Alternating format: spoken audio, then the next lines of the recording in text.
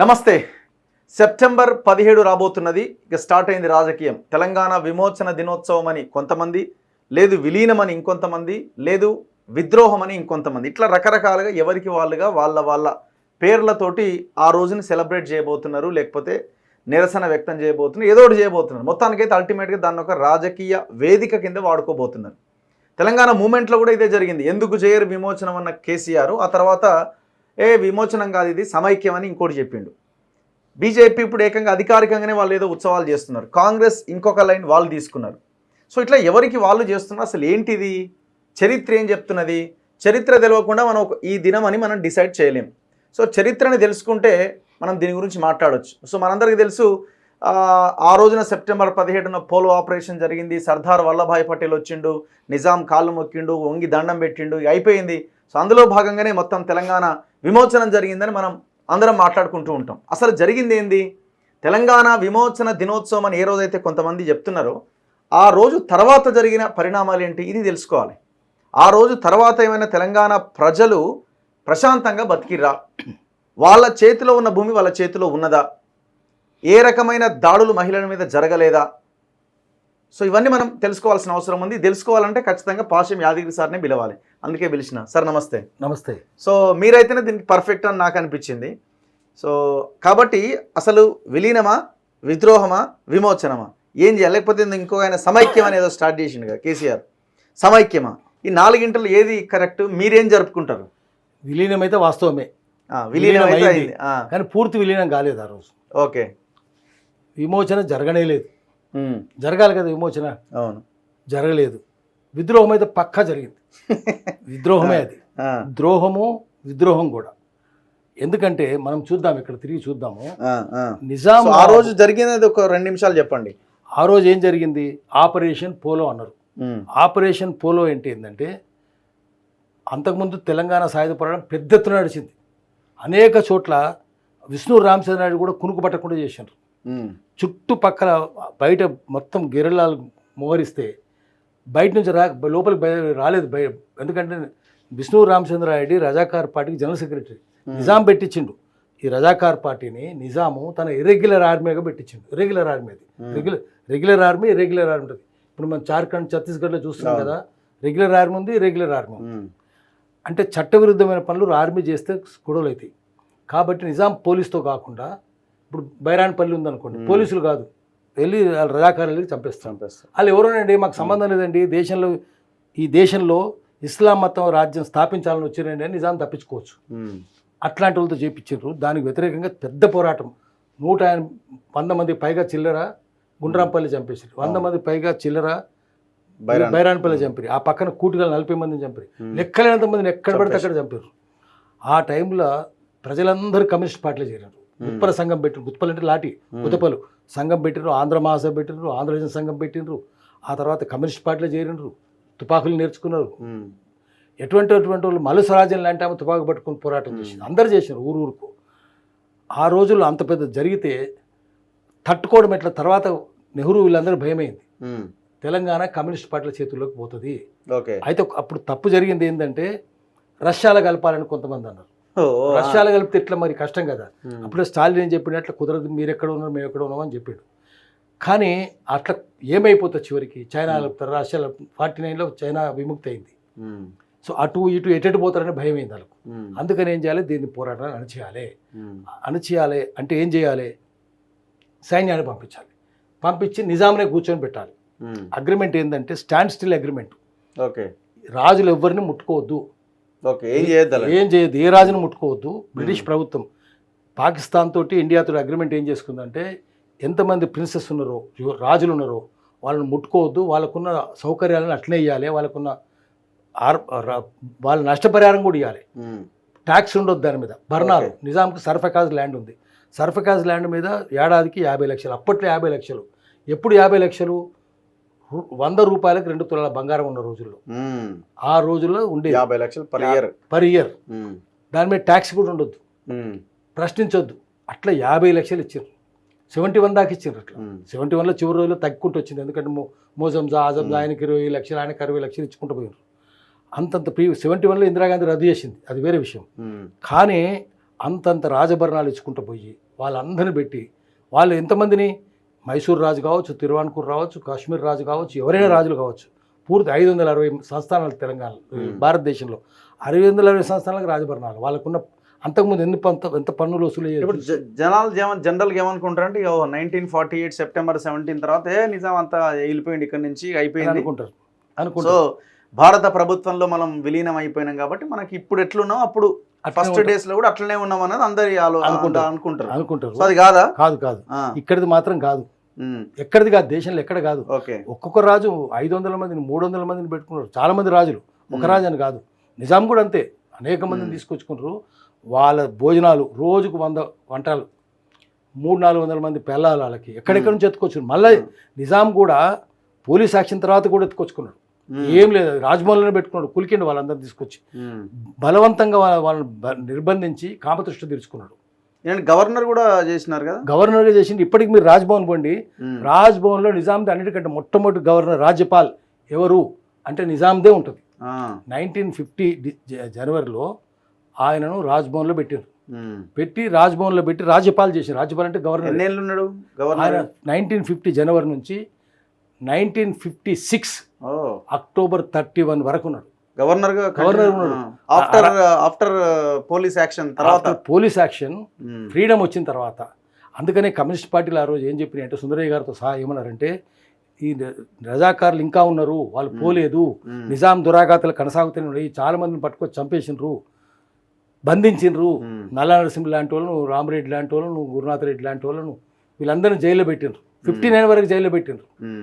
పెడితే అప్పుడు ఏం చెప్పినంటే, నిజాం దురాఘాతాలు పోవాలంటే తెలంగాణ ఆంధ్ర ఏకం కావాలి, విశాలాంధ్రలోనే ప్రజారాజ్యం ఏర్పడుతుంది, అది నినాదం. అందుకే విశాలాంధ్ర పత్రిక పెట్టారు.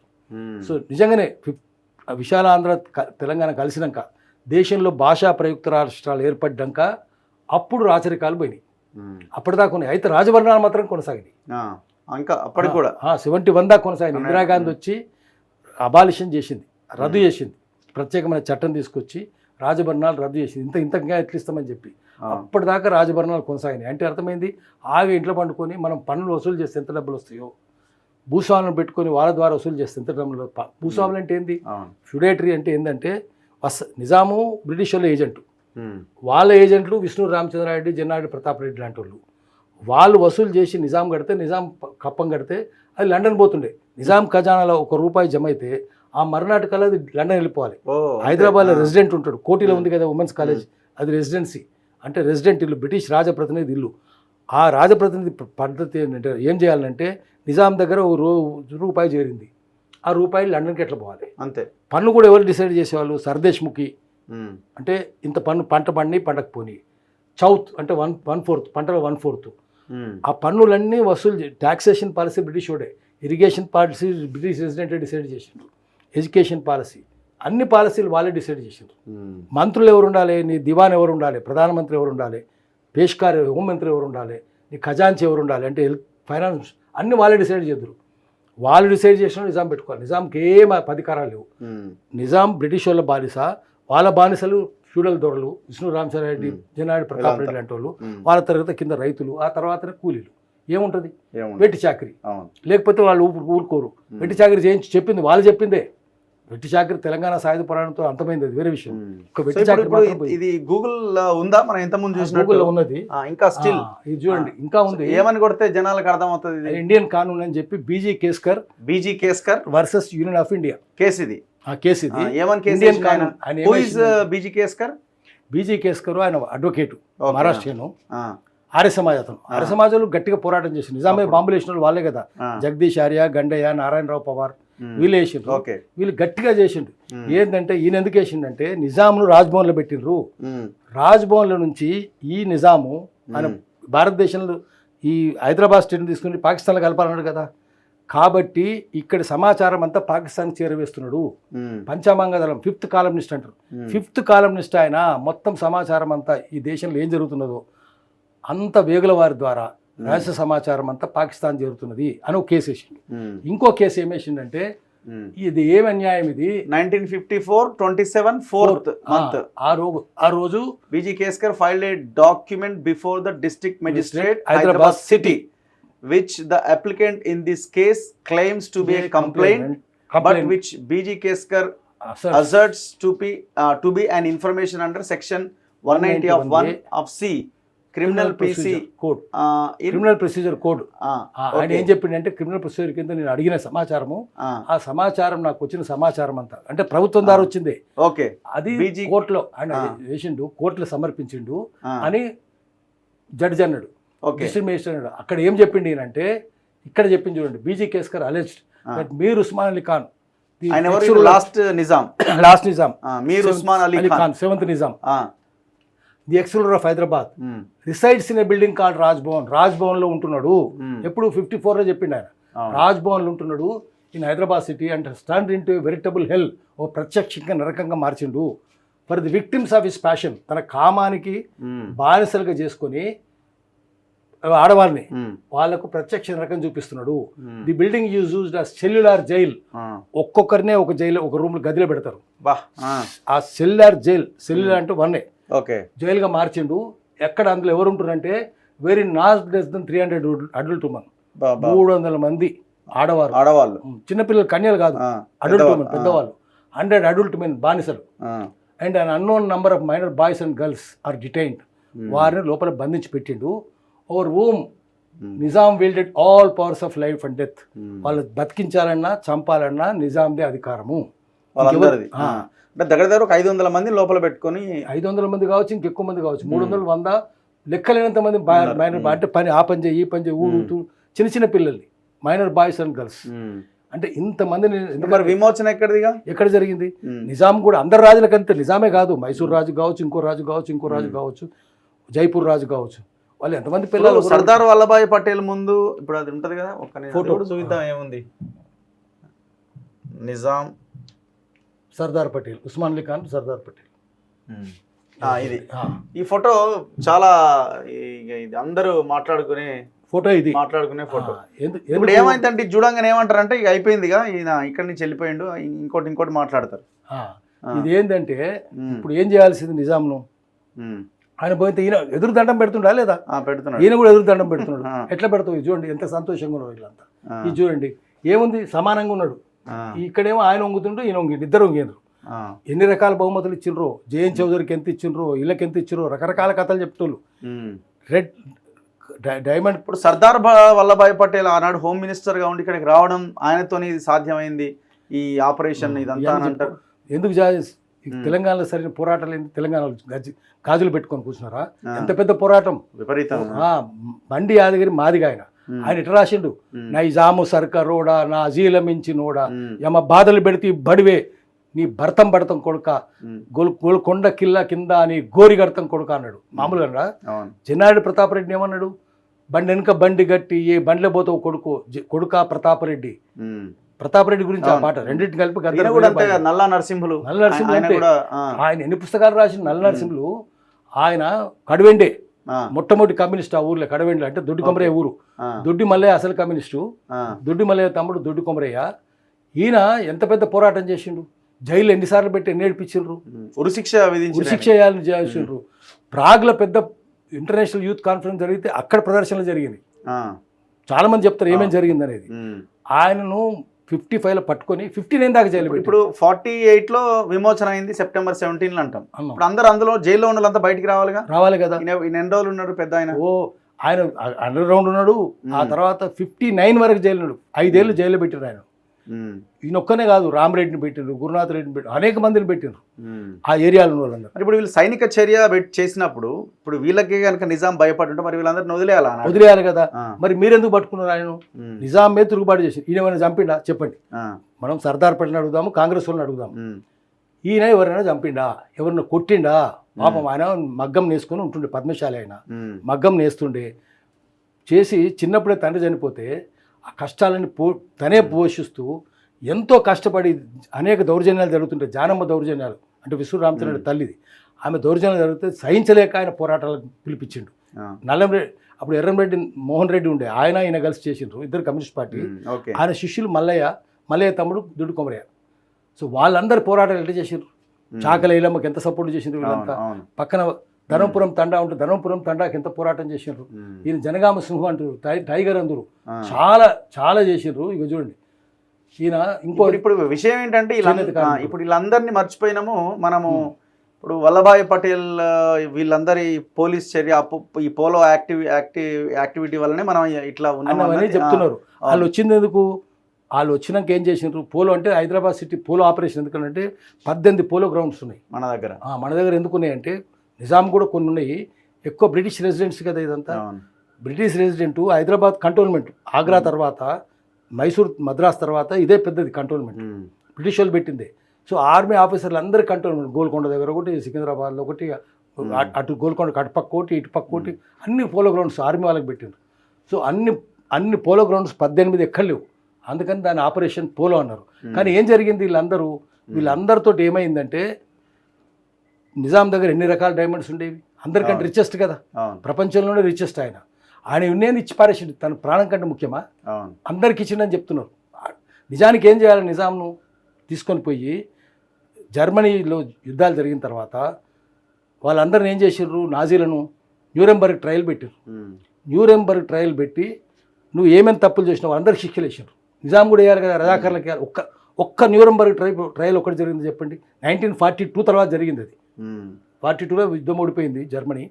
ఓడిపోయినాక న్యూరెంబర్గ్లో ట్రయల్ చేసి విచారణ చేసి శిక్షలు వేసిండ్రు. సౌత్ ఆఫ్రికాలో చూద్దాం, సౌత్ ఆఫ్రికాలో జరిగిన అనేక అరాచకాలకు ట్రూత్ అండ్ రికన్సిలియేషన్ కమిషన్ పెట్టినారు. ఏమేమి దొంగ పనులు చేసినారు తెల్లతోలు అన్నిటికి శిక్షలు వేసిండ్రు నెల్సన్ మండేలా వచ్చినాక.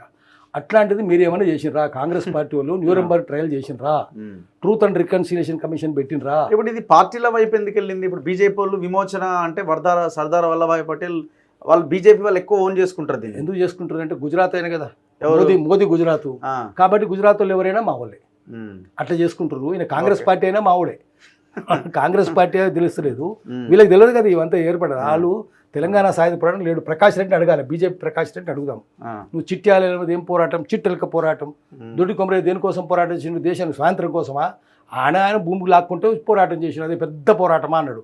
రజాకారుని ఒక్క మాట అనలే ఆయన. వీళ్ళకేం తెలుస్తుంది, నువ్వు తెలంగాణ సాయుధ పోరాటంలో పాల్గొన్న వాళ్ళందరినీ బిలిటీలు చేస్తూ న్యూనపరుస్తూ అవమానిస్తూ వచ్చిన వాళ్ళకు ఏం తెలుసు, వాళ్ళకి అధికారం ఉందా, తెలియదు కదా వాళ్ళకు. అందుకనే సో ఇప్పుడు ఈ బీజేపీ వాళ్ళది ఇట్లా ఇదంతా చేసిందంతా విషయం అంతా కాంగ్రెస్ వాళ్ళు చేసింది. వీళ్ళు ఎప్పుడు లేరు కదా, వీళ్ళు లేరు వాళ్ళు లేరు, వాళ్ళ అద్దరు భూస్వాములు అయిపోయి అంతే అంతే అంతే. అప్పుడు వీళ్ళైతే అసలు లేరు, తెలంగాణ సాయుధ పోరాటంలో బీజేపీ ఎప్పుడు లేదు. ఇప్పుడు ఇది ఈ రాజాభరణాలకు సంబంధించి రాజభరణాలు చూడండి, Nizam of Hyderabad received a privy purse, రాజభరణం, ప్రీవీ పర్స్ అంటే రాజభరణం, రాజుకి ఇచ్చే భరణాలు పిల్లలకి ఇస్తారు కదా, అదే అదే భరణాలు కట్నం అనుకోండి, 50 lakhs యాన్యువల్లీ ఏడాదికి, free of taxes starting April 1, 1952.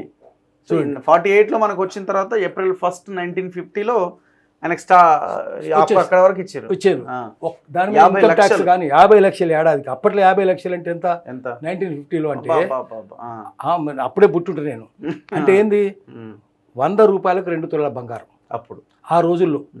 ఎట్లిస్తావు నువ్వు 50 లక్షలు ఇచ్చింది ఎట్లా, విమోచన ఎక్కడ భయపడ్డట్టే కదా. తర్వాత ఎప్పుడు 1971 26 అమెండ్మెంట్ చేసి ఇందిరాగాంధీ రద్దు చేసింది. ఎందుకంటే ప్రభుత్వం కట్టలేకపోతుంది, ఇది అన్యాయం, ఇన్ని పైసలు ఇస్తే ప్రభుత్వం ఆదాయం అంతా తట్టిపోతుంది. హైదరాబాద్ వచ్చిన ఆదాయం అంతా నిజాంకి పోగొట్టి, ఇంకో దగ్గరకు వచ్చి మైసూరు దగ్గర వచ్చి మైసూరు పోతుంది, తిరువాన్కూర్ 520 సంస్థానాలు కదా, 520 సంస్థలకు ఇక్కడ ఇస్తాం. అందుకని ఆమె రద్దు చేసింది, కష్టం అయిపోయిందని రద్దు చేసింది. సో అంత దాకైతే వాళ్ళకి కొనసాగినాయి కదా. ఇంకొక పాయింట్ ఇక్కడ, ఇప్పుడు తెలంగాణ అంటేనే ఇటు కొంచెం ఇటు తిరగండి సార్, తెలంగాణ అంటేనే భూములు కదా, ఇప్పుడు 1948 September 17 తర్వాత వీళ్ళ చేతిలో ఉన్న భూములు ఏమన్నా తెలంగాణ ప్రజల చేతిలోకి, కింది కులాల చేతిలోకి ఏమన్నా వచ్చినాయా? లేదు, రాలేదు. ఎందుకు రాలేదంటే నాకు తెలిసి పోయినట్టున్నాయి, ఇంకా అన్ని పోయినాయి. సైనిక చర్య తర్వాత పోలీసులు వచ్చి వీళ్ళ మీద దాడులు చేసి మళ్ళీ రాజులకు వాళ్ళకి ఇచ్చేసారు, భూస్వాములకు ఇచ్చేసారు. వాళ్ళకి ఏంది, నిజాం ఏం చేసిండు, భూస్వాములు అంటే అర్థం ఏంటంటే ఫ్యూడేటరీ లార్డ్స్ అంటే ఏంటంటే Nizam wholesale tax collection agent. Chaudhary అంటారు కదా, మేము గొప్పలం అంటారు కదా, చౌదరి అనేది కులం కాదు అది. ఇప్పుడు అబ్దుల్ గనీ ఖాన్ చౌదరి మంత్రి ఉండే, సెంట్రల్ మినిస్టర్, చౌదరి కదా ఆయన. చౌదరి చరణ్ సింగ్ ఉండే, చౌదరి కదా, అది కాదు. చౌత్ అంటే పంట పండితే దాంట్లో 4వ వంతు, చౌత్ అంటే 4వ వంతు, చౌరాస్తా చేసుకొని చౌత్ 4వ వంతు వసూలు చేసి రాజుకు కట్టాలి. దాంట్లో 10% వీళ్ళకి ఇస్తారు. అది చౌత్. దేశ్ముఖ్ అంటే ఏంటంటే సర్దేశ్ముఖి అని ఉంటుంది పన్ను.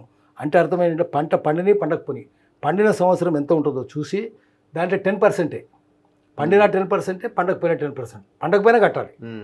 సో అది సర్దేశ్ముఖి వసూలు చేసేటోళ్ళు దేశ్ముఖులు అయినరు. జనరల్గా బ్రాహ్మణులు ఉంటారు, కర్ణాలు ఉంటారు. కుల్కర్ణి అంటే విలేజ్ క్లర్క్ మరాఠీలో వాళ్ళు ఇట్లా అయినరు. వీళ్ళేమో చౌదరులు అయినరు. సో అంటే భూస్వాములు ఎవరంటే వాళ్ళు ట్యాక్స్ కలెక్షన్ ఏజెంట్స్ నిజాంకు. వాళ్ళ కింద ఉన్న వాళ్ళు మళ్ళీ రైతులు, ఆ కింద భూస్వాములు, భూస్వాముల కింద రైతులు, రైతుల కింద కూలీలు, ఆ తర్వాత వెట్టోళ్ళు బేగారి. ఇప్పుడు బేగరోళ్ళు అంటారు కదా, బొందలు తోటోళ్ళు. అంటే ఏ పైసలు ఇవ్వకపోయినా ఫ్రీగా పనిచేయాలి వాళ్ళు. బేగరోళ్ళు అనేది మాదిగోళ్ళు ఉంటుంది, వాళ్ళు ఫ్రీగా పనిచేయాలి. సో దాన్ని వెట్టి అంటారు తెలుగులో. వెట్టోళ్ళే అంతా. వెట్టోళ్ళు అంటే ఎడికి పోవాలి వాడు, ఎక్కడ పోవడానికి లేదు కదా. అంతే ఇంత కష్టాలు ఉన్నప్పుడు దాంట్లోంచి పోరాటం పుట్టింది. ఎట్లా ఉంటాము మనం ఎట్లా, అందుకనే వేదం నుంచి వేదం పుడుతుంది, శోకం నుంచి శ్లోకం పుడుతుంది. ఆ రాళ్ళ నుంచే వాళ్ళు వడిసెల రాళ్ళు కదా పట్టింది ఫస్ట్. వడిసెల రాళ్ళు నింపి వడిగడిగా నింపితేను వడిగా కొట్టితేను నీ మిలిటరీ పారిపోయారు నైజాం సార్ కూడా. బండి యాదగిరి రాసిండు కదా, బండి యాదగిరి అదే టైంలో సుద్దాల హనుమంతు వీళ్ళంతా రాసి ఊరూరు తిరిగినారు వాళ్ళంతా. ఇంత రాసి వడిసెల రాళ్ళు బట్టి కొట్టిర్రు, లాఠీలు పట్టుకొని కొట్టిర్రు. ఆ తర్వాత తుపాకులు నేర్చుకున్నారు. ఎందుకంటే బైరాన్పల్లి ఏం జరుగుతుందో చూశారు.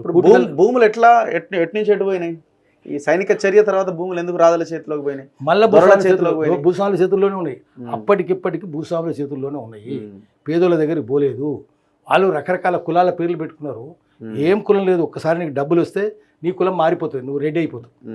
రెడ్డి అనేది కులం కాదు. రెడ్డి అంటే వాళ్ళు ఆ రోజు చెప్పిన విషయం ఏంటంటే రెడ్డి రట్టగుడి అంటే భూమి గుత్తేదారు అంతే. ఆ రట్టగుడి పోయి రెడ్డి అయింది. దాని నుంచి వచ్చింది అని సురవరం ప్రతాప్ రెడ్డి గారే రాశారు. సో అందుకని ఏంటంటే అది కులం కాదు, అది కులం అంటే అందుకు వీలు లేదు. అందరు పెట్టుకుంటారు, భూస్వాములు అందరూ పెట్టుకోవచ్చు. అందుకని తెలంగాణ సామెత ఏంటంటే గొల్ల బలిస్తే కాపు అవుతాడు, కాపు బలిస్తే రెడ్డి అవుతాడు, రెడ్డి బలిస్తే రావు అవుతాడు. అందుకని ఇది వాళ్ళు మార్చుకుంటూ పోయినరు. కులం కాదు అది, కులమంతా కృత్రిమం కదా. సో మీరు అంటున్నది ఏంటంటే ఇప్పుడు 1948 సెప్టెంబర్ 17 తర్వాత కూడా రాష్ట్రానికి విమోచనం జరగలేదు, తెలంగాణ జరగలేదు, విద్రోహమే జరిగింది. ఎందుకంటే వీళ్ళు చేసిన రజాకారు చేసింది కూడా అదే. అటు నలుగురు ఉంటే రెడ్లు భూస్వాముల వైపు నిజాం వైపు 40 మంది రెడ్లు వ్యతిరేకంగా ఉన్నారు. అవును, వాళ్ళు కూడా ఎంతో మంది పోరాటం చేశారు, వాళ్ళు ఎక్కువ ఉన్నారు. ఇప్పుడు విష్ణు జామరావు కూడా ఉంటే తక్కినంతా ఇటు బిఎన్ రెడ్డి కావచ్చు, ఆర్ రామచంద్ర రెడ్డి, ఇప్పుడు ఈయన నరసింహ గారితో చేసిన వాళ్ళు కూడా అందరూ వీళ్ళే ఉన్నారు. అవును, దావుద్ రెడ్డి, రెడ్డి, నరసింహారెడ్డి, అయ్యో బిఎన్ రెడ్డి, మనుసరాజ్యం అన్న ఆయన, గార్లపాటి రఘుపతి రెడ్డి, రామరెడ్డి, రామరెడ్డి, నంద్యాల శ్రీనివాసరెడ్డి, వీళ్ళందరూ నంద్యాల నరసింహులు ఉన్నాడు, నంద్యాల నరసింహారెడ్డి పెద్ద ఆయన. ఇప్పుడు జమున ఉంది కదా, జమున అంటే మన ఈటెల రాజేందర్ భార్య, వాళ్ళ బంధువు ఆయన, అదే కేతపురం పక్కనే. సో ఇప్పుడు నా పాయింట్ ఏంటంటే సార్, ఇప్పటికైనా విమోచనం కలిగిందా మరి తెలంగాణ ప్రజలకు? ఇప్పటికి కూడా జరగలేదు. ఎందుకంటే మళ్ళీ భూస్వాముల చేతుల్లో ఉంది. మళ్ళీ ఫ్యూడలిజం ఎక్కడ పోయింది? కమ్యూనిస్ట్ పార్టీలు అంటే ఫ్యూడలిజం పోయింది, పెట్టుబడిదారు వ్యవస్థ వచ్చిందా? ఎక్కడ వచ్చింది? పరిశ్రమలు ఏడున్నాయి? అన్ని పోయినాయి, మొత్తం ఫ్యూడల్. హైదరాబాద్లో పరిశ్రమలు పోయినాయి కదా, ఎక్కడ పోయినాయి? వరల్డ్ బ్యాంక్ కూడా చెప్పిండు రద్దు చేసిన పరిశ్రమలు. మీకు ఎక్కడ చూపించండి హైదరాబాద్లో, మీకు ఎక్కడ పరిశ్రమలు ఉన్నాయా? కాడ్యాన్ ఉందా? Industrial estate. కొత్తూరు ఉందా? ఇండస్ట్రియల్ ఎస్టేట్ లేదు. ఆజామాబాద్ ఇండస్ట్రియల్ ఎస్టేట్ ఉందా? సనత్ నగర్ ఇండస్ట్రియల్ ఎస్టేట్ ఉందా? చెర్లపల్లి ఇండస్ట్రియల్ ఎస్టేట్ ఉందా? అన్ని క్లోజే కదా. మరి ఎట్లా ఏ రోజు ఏం జరుపుకోవాలి మరి? ఆ రోజు సెప్టెంబర్ 17? ఆ రోజు మనము విద్రోహ దినమే చేయాలి. విద్రోహం తప్ప ఏమి లేదు. ఏం చేయాలన్నా? ఎవరికైనా దండేయాలనా, లేకపోతే ఎవరికైనా నిరసన వ్యక్తం చేయాలనా? అంటే మంచి పని చేస్తే మల్లెపూల దండ, చెడ్డ పని చేస్తే చెప్పుల దండ. చెప్పుల దండ వేద్దాం, మరి ఎవరెవరికి వేద్దామో చూసి వాళ్ళకి చెప్దాం. ఈ సర్దార్ పటేల్ ఏం చేసిండో, ఆయనకి ఏమి వేయాలో అడుగుదాం మనం. ఆయనకి ఏముంది పాపం, అన్యాయం. ఇప్పుడు ఇంకా ఆమె అరుణమ్మ బతుకున్నది, భీమదేవర్ హాస్పిటల్, చిన్న ఆమె కన్నది, ఆమె జూనే లేదు. ఆమెను పోయి అడుగుదాం, అరుణమ్మను పోయి అడుగుదాం. ఇంకా బతుకుంది పెద్ద ఆమె, అక్క బతికే ఉంది. ఇంకా వజ్రమ్మ చనిపోయింది ఆయన భార్య. ఆమెను పోయి అడుగుదాం, అక్క ఎవరి చేతులు ఎవరి మెడకు దండ వేయమని, ఏమేయమంటావు చెప్పు. మల్లెపూల దండ వేయాలన్నా, చెప్పుల దండ వేయాలన్నా, ఆమెను అడుగుదాం. ఎట్లా? ఇదంతా మీరు జ్ఞానం ఉండాలి కదా. విద్రోహమే చాలా మంది రాసిండ్రు, విద్రోహం మీద ఒకరు కాదు అనేక మంది రాసిండ్రు. బిఎన్ శాస్త్రి కూడా రాసిండ్రు దాని మీద. అందుకని ఏంటంటే విద్రోహమే చేయాలి, విద్రోహమే అవుతుంది తప్ప ఇంకోటి ఉండదు. ఎందుకు మీరు బీజీ కేస్కర్ చూడండి, బీజీ కేస్కర్లో చాలా ఇవన్నీ ఉన్నాయి. బీజీ కేస్కర్ రాసిండు కూడా, ఎవరెవరు ద్రోహాలు చేసినారు, ఎవరెవరు మోసాలు చేసినారు, ఎవరు పంచమాంగ దళంగా ఉన్నారు, ఎవరు పాకిస్తాన్కి సమాచారం చేరవేస్తున్నారు, ఇండియాకు వ్యతిరేకంగా ఎవరు పని చేస్తారు అవి కూడా చెప్పిండు. మరి ఇవన్నీ బయటకు తీయాలి కదా, అవును. తీస్తే అప్పుడు వీళ్ళందరికీ ఏ శిక్ష వేయాలని మనం ఆలోచించాలి. Right sir, thank you and very nice analysis. Thank you very much. చాలా మందికి తెలియదు యాక్చువల్గా, చాలా మంది తెలియదు. అంతా గూగుల్లోనే ఉంది, మళ్ళీ ఎక్కడో వెతకాల్సిన అక్కడ కూడా లేదు. కానీ అంతా ఉంది ఇక్కడ, అంతా ఇన్ఫర్మేషన్ ఫోన్లోనే ఉంది, మన ఫోన్లోనే ఉంటుంది. Thank you sir, thank you very much. ఇది పాసం యాదగిరి సార్తో తెలంగాణ విద్రోహ దినం పైన స్పెషల్ ఫోకస్. ఇక మనం విమోచన అనకూడదు, విద్రోహం అనే అనాలి, ఎందుకంటే ఇవన్నీ చూసిన తర్వాత. చూస్తూనే ఉండండి మన తొలి వెలుగు.